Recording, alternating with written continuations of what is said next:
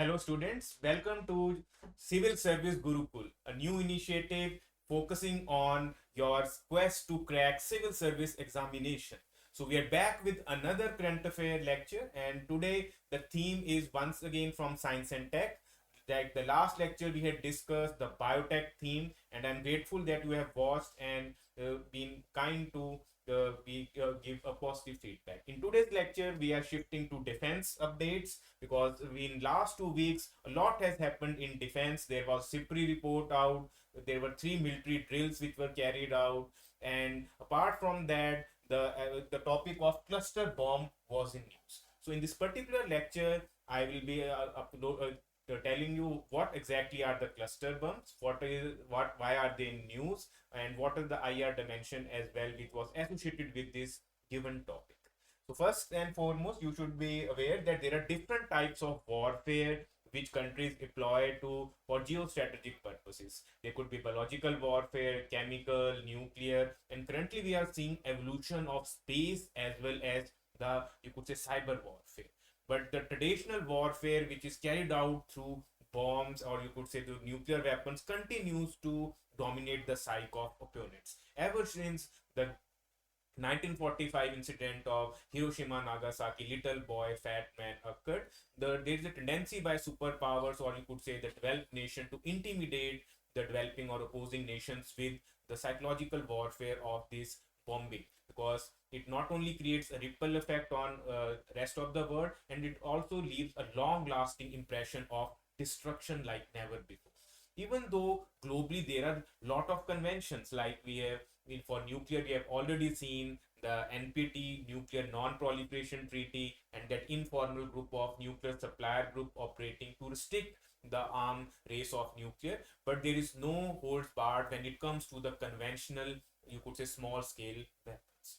So this particular bomb which you are seeing in your picture, it looks like a normal bomb, but it's different from conventional bomb in multiple reasons. First, generally when a bomb is dropped, a specific site is targeted and it leaves a trail of destruction.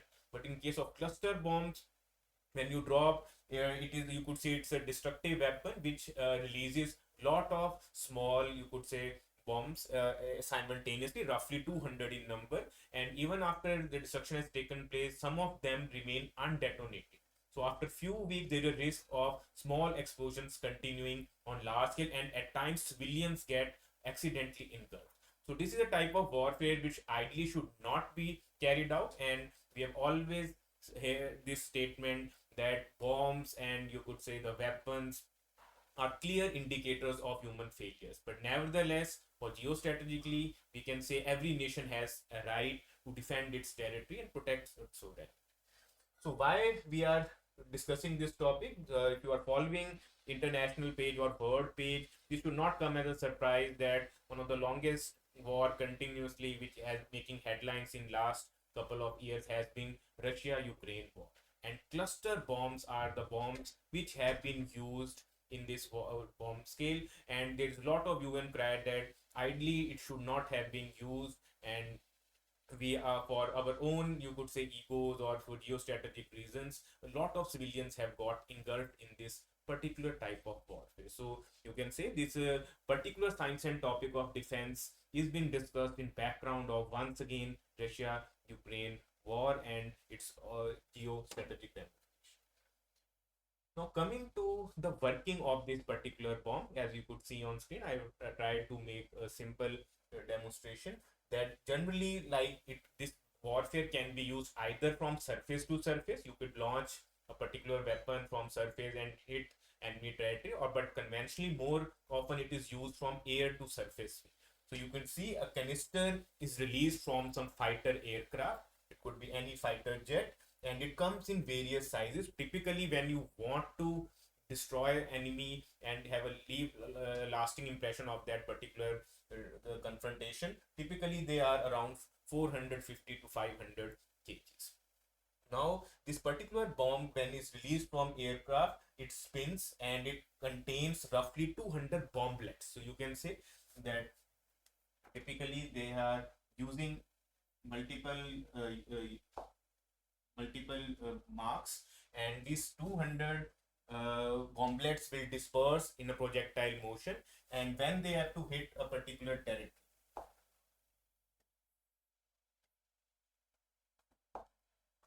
Suppose there is a building.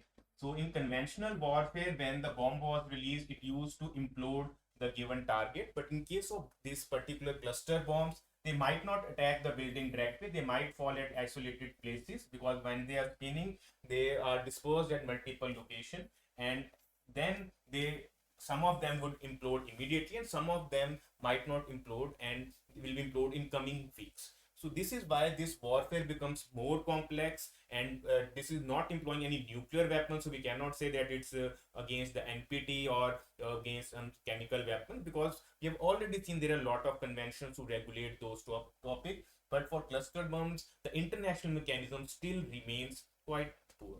So you can see that they have demonstrated that these small parts will parachute like device will attach into smaller fragments, and they will, some of them may not go off immediately, and they might be bombarded accidentally in coming time. So this is why this particular type of bomb is quite popular, because it has surprise element, it also has, you could say, tech involved, and also it is comparatively easier to use as compared to the normal war. Now the big question arises that since this warfare is in a lot of limelight, and countries are resorting to it and targeting innocent civilians, so is there any global convention which has thought to regulate it or make an issue out of it? Because as we have discussed, there are a lot of international mechanisms which are directly or indirectly related to dual use technologies, right from, you could say, missile technology control regime, Australian Go Wassenaar agreement, or just I have mentioned the nuclear supply too. So yes, there is a specific convention, even though it quite came late, but nevertheless it's an important one, and it's trying its level best to limit the use of such cluster bombs. So we'll be discussing the significance of that convention. So whenever some question comes which says that is there an international mechanism to regulate or not, you have to be aware about the Convention on Cluster Munitions. Now, cluster munitions, as the name suggests, this convention, it is an international treaty, and it has a history of recent origin. It was adopted, you could say, signed in December 2008, and when the minimal countries agreed through an act of parliament, it came into force on 1st August 2010. So we can say generally any international conventions takes 2 to 3 years to come in force, and this was also on the same parameter. So basically you should memorize the signing year, because the ratification more or less is on a continuation part.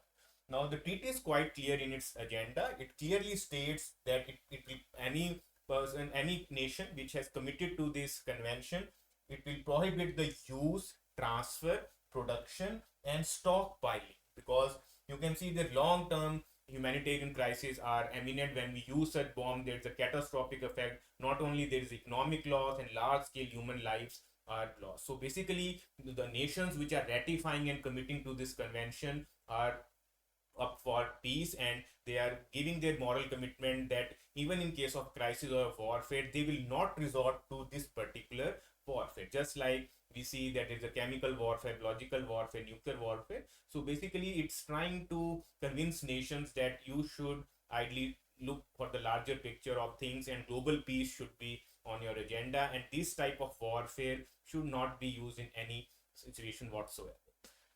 So basically, it aims to eliminate the cluster bombs. So the nations which have already manufactured, they should ideally, when they ratify it, they will have to disown them or destroy them. Or the new nation which have already not made, they should ideally not attempt to master this, you could say, high-end technology. Because as we have discussed in previous slide, it poses the grave threat to the civilian, because at times the combat is taking place between two military wings for tactical purpose, but this particular bomb has a tendency to engulf civilians' life at stake over a period of time. Now, has this convention on cluster munitions been effective one? This remains a question to ponder still, because as you could see on your map, even though on rough scale we have around 195 UN states, but only 100 of them has still signed and ratified this treaty. So in this given map, if you could look clearly, there is a clear trend which is visible, that in America, the most powerful nation, USA, is yet to sign and ratify it. And even in European part, we could see the Norway, Oslo, where it is based, has signed and ratified it. UK has done it, but majority of the nations which are pro warfare are not too enthusiastic about this China. If you look at the second part, you can see the current manufacturer of this type of warfare are in fact the strongest military nations. You could see there is a mention of Israel, you have the China, and India also finds itself in the same group. So even US, Russia, the powerhouses. The only P5 nations which have former producer of these bombs which are missing now are the France, or you could say Japan was always a peaceful nation, and Australia is another notable exception. So overall, we can say there's lot more needs to be done if this mechanism have to bear results or become effective, because currently the nations which are at war, they are not interested in following this particular convention or protocol, and they are not even signatories at that, because the first step is the signation, then is the ratification, only then in long term we could get the desired result. So basically this convention is already new one, there only a decade has passed. So you can say this current warfare has once again highlighted the shortcoming of the UN mechanisms as well as the global geopolitics. That's why UNSC reforms are quite eminent once again. Now, another angle why we are discussing this particular topic, because the current update regarding this, why this convention was in news, regards to a country which has become the first country to officially withdraw from this convention on cluster munitions. So you could, I had asked this particular question in the Telegram channel which we have just launched for Civil Service Gurukul, and you could get the answer. But since this lecture is going on, I am, without wasting any time, highlighting that country. So Lithuania has become the first country in the world which had signed and ratified, but now has officially withdrawn from this convention. So this is a slippery slope. Might two or three countries might follow in future, because it is the once one country withdraws, sometimes there is a ripple effect in multiple countries. So warfare is something that countries feel that nation comes first, and then this global you could say standards at times get compromised. So nevertheless, the convention is trying its best to regulate the issues, and as per India, we also have not formally committed as of now. So we can say the statement based question, they might even try to highlight the role of India as well. So India remains non-committal to the sanction of this. So India might or might not use cluster bomb if the warfare breaks out. So apart from that, this topic was in news because of Lithuania and as I highlighted, due to Russia-Ukraine war. So the next convention is scheduled, the 13th round of their talks are scheduled to be held in 2025 in month of September. So this topic would be roughly once again in news at times of your mains examination. So make sure whenever such IR or you could say science and tech interrelated topics are in news, you keep an you could say hawk eye on these topics, because you can accidentally guess what exactly themes can be asked in examination. And to end this particular lecture, I would like to revise three military exercises which were in news. There was Bonosagar edition, which was in newspaper. As the name suggests, it is between India and Bangladesh. So once again, it signifies normalization of ties in that particular sphere, because we are seeing a turmoil in neighbors first policy of India, and that Bonosagar exercise might have to iron out few frictions. Apart from that, the Khanjar exercise was also in news. It is between India and Kyrgyzstan. So make sure you revise all the military drills, because in last year UPSC prelims we had seen that Mitra Shakti exercise was asked in UPSC prelims, in which they had, instead of India, Sri Lanka, they had mentioned some other particular nation.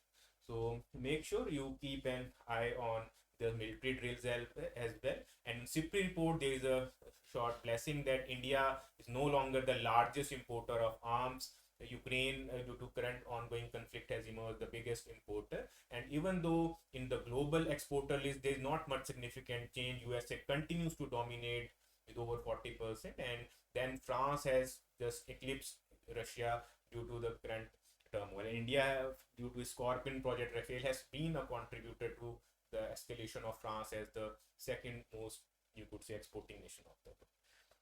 So I hope this short, crisp lecture on defense update was a useful one, and you could get a fair idea about what all was happening in last couple of weeks in defense sector. And also there's a tank which was in use. So we'll be back soon with another dimension of science and tech shortly. So stay updated and connected through this new venture. And you could sort this PPT would also be, once again I'm repeating, would be available in our new Telegram channel.